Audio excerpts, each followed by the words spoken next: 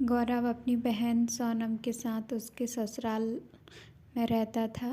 वो एक चालाक लड़का था और इसे जुए और शराब की लत थी।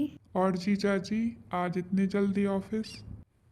हाँ, आज ऑफिस में मीटिंग है इसलिए। जीजा जी 1,000 रुपये तो देना, कॉलेज में फॉर्म भरा रहे हैं।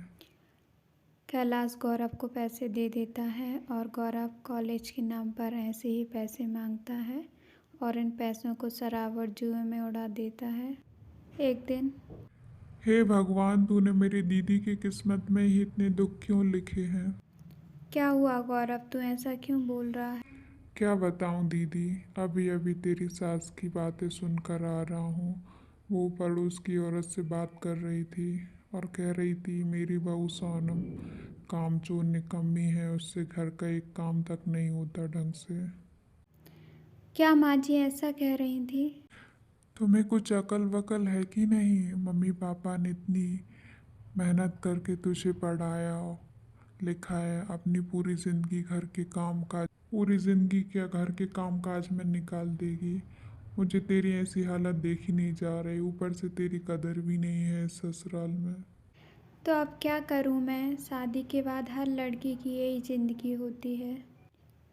गौरव सोनम को बिजनेस करने का आइडिया देता है और सोनम मान जाती है।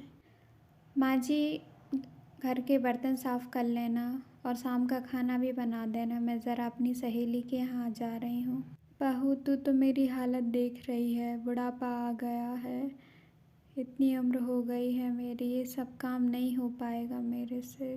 देखिए माँ जी, अगर आपको हमारे साथ रहना है तो घर का काम तो करना पड़ेगा। इतना कहकर सोनम वहाँ से चली जाती है। सोनम के अत्याचार के कारण कुछ ही दिनों में रेखा भी घर छोड़कर चली जाती है। कैलाश भी अपनी पत्नी की बातों में आकर चुप्पी साध लेता है और कुछ नहीं कहता।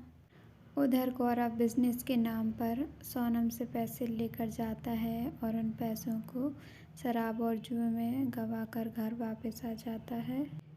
धीरे धीरे करके सोनम सारे पैसे गौरव को दे देती है। एक दिन, अरे गौरव, अपना बिजनेस कब स्टार्ट होगा? तूने इतने सारे पैसे भी ले लिए। दीदी, इन सब कामों में समय लगता है, तुम बेकार में ही चिंता कर रही हो। एक दिन सोनम के बेटे की तबीयत खराब हो जाती है और उसे हॉस्पिटल में एडमिट करना पड़ता है। हॉस्पिटल वाले इलाज के लिए 2 लाख रुपए मांगते हैं। कैलाश देखता है कि उसके अकाउंट में एक भी रुपया नहीं है। कैलाश इस बारे में सोनम से पूछता है और सोनम सारी बात बता देती है। कैलाश गौरव को फ़ोन लगाता है पर वो फ़ोन नहीं उठाता। अब मैं तरुण के इलाज के लिए कहाँ से पैसे लेकर आऊँ? तू चिंता मत कर बेटा, तेरे पिताजी की ने एफडी करवाई थी, उसी को तोड़ देती हूँ और अपने पोते का इलाज करवा लेंगे। सोनम को अपनी गलती का एहसास होता है, जो भी उसने अपनी सास के साथ किया, और वह उससे माफ़ी मांगती है।